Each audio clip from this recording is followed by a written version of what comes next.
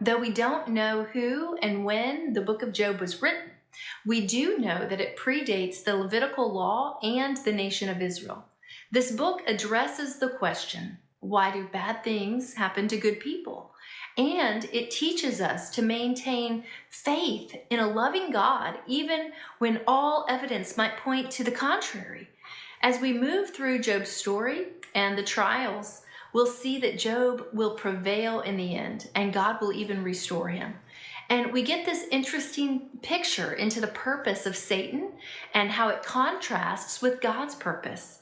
In Job chapter 1 and 2, God asks Satan where he's been, and Satan answers the Lord. He says, I've been patrolling the earth, watching everything that's going on. And in 1 Peter chapter 5, verse 8, Paul states, be sober and vigilant because your adversary, the devil, walks about like a roaring lion, seeking whom he may devour. In contrast to this, in 2 Chronicles 16:9, we read that God has a different purpose. The eyes of the Lord search the whole earth in order to strengthen those whose hearts are fully committed to him.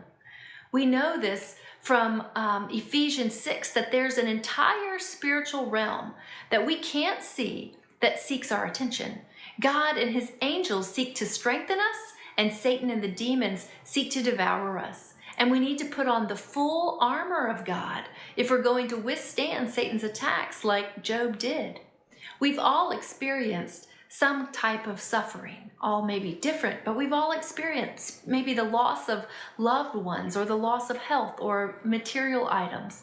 But we've probably not lost what Job lost. He lost everything in a single day. And it's hard not to marvel at his response. Naked I came from my mother's womb, and naked I will return. The Lord has given, and the Lord has taken away. Blessed be the name of the Lord. That's Job 1, verse 21. He doesn't get angry with God or question his fairness. Job actually worships God in his tremendous loss.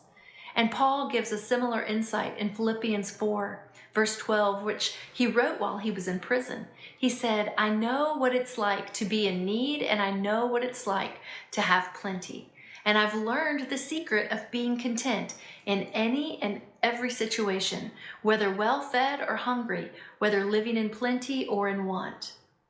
And so I pray we too can learn from the scriptures, learn from the examples that were given in the scriptures, from the story from the book of Job, from his story, from the writings of Paul in prison, from so many who have gone before us that are encouraging us through the word to press on, to persevere, to overcome even in the sufferings.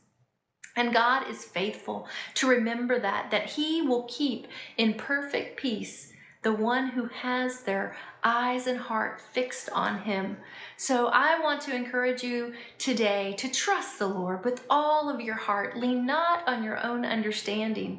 Acknowledge him in all your ways, and he will direct your steps.